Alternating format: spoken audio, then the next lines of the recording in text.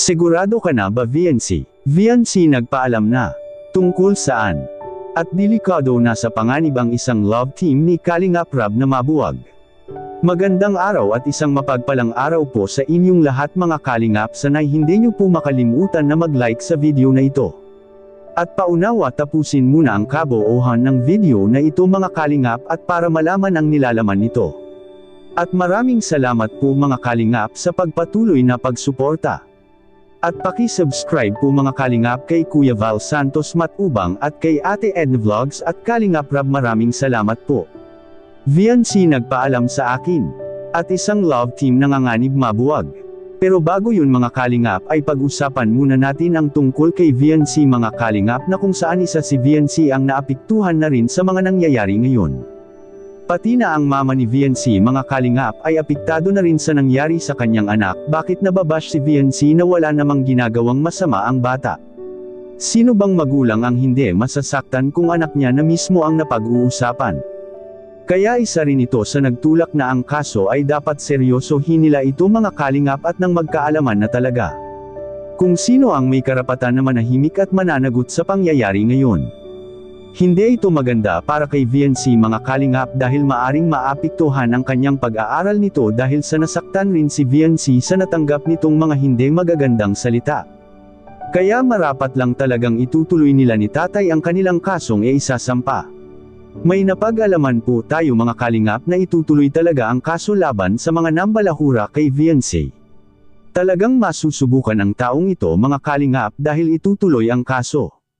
Hindi naman sana ito aabot sa ganito kung hindi lang sana nakisawsaw at gumawa ng mga isyu tungkol kay VNC na wala namang katotohanan. Walang kalaban-laban si VNC dahil nga wala itong sariling channel at wala pa ito sa tamang edad. Sino ang magtatanggol kay VNC? Walang iba kundi ang magulang ni VNC at ang Team Kalingap at ang mga nagmamahal kay VNC. At kabilang na rin dito ang DSWD mga Kalingap na kung saan si VNC talaga ang mapapanigan sa DSWD mga Kalingap dahil si VNC ay menor de edad pa ito. Samantala, si Kalinga Prab ay naawa at na-stress na rin sa pangyayari. Naipagsabi ni Kalinga Prab kamakailan mga Kalingap tungkol sa mga antay ng Kalingap na sila talaga ang nagpa-stress kay Kalinga Prab ngayon. Dahil binabanatan ang mga beneficiary ni Kalinga Prab. Nang walang kalaban-laban, kaya nakiusap si Kalinga Prab na wag sa kanyang mga beneficiary maglabas ng sama ng loob. Bakit hindi na lang anya sa kanila mismo maglabas ng sama ng loob? Ganyan kamahal ni Kalinga Prab ang kanyang mga beneficiary mga Kalingap. Dahil lahat yan iniingatan talaga niya yan inaalagaan at hindi niya matanggap na basta-basta na lang itong pagsalitaan ng mga hindi magaganda. Siguro may malalim rin na dahilan kung bakit nagawa ito ng nambalahura kay VNC. Matatawag na rin natin ito mga Kalingap na isang person of interest. Dahil below the belt na talaga ang ginagawa niya at kaya nakapagpas siya ang pamilya ni VNC na magsampo sila ng kaso at tutuhanin nila ito. At sa kabilang dako naman mga Kalingap, isang love team na sa panganib na matigil. Sino kaya itong love team na ito? Yan ang ating malalaman na ngayon mga Kalingap. Ang love team ni Edo at VNC mga Kalingap ay nasa panganib at bakit?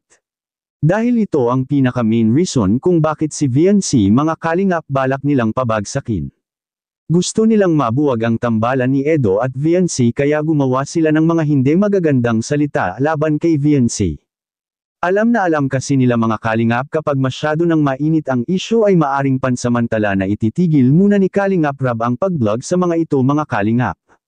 At kapag nangyari yun maaring mabuwag muna pansamantala hindi sa totoong buhay kundi mabubuwag sa pag-vlogs pansamantala kapag mainit pa ang issue. Dahil kapag ganyan ay palalamigin muna ni Kalinga Prab ang mga mainit pang issue mga Kalingap bago balikan, maaring ganito ang mangyari sa EDSI kapag nagpatuloy pa ito dahil si Kalinga Prab mismo awang-awa talaga siya kay VNC, at sa kabilang dako naman mga Kalingap, VNC nagpaalam. Ano kaya ito? Nagpaalam si VNC kay Kalinga Prab na tutuhanin niya na ang kanyang naging desisyon tungkol sa kasong isasampa. Anong masasabi niyo po tungkol dito? Please comment and God bless you all.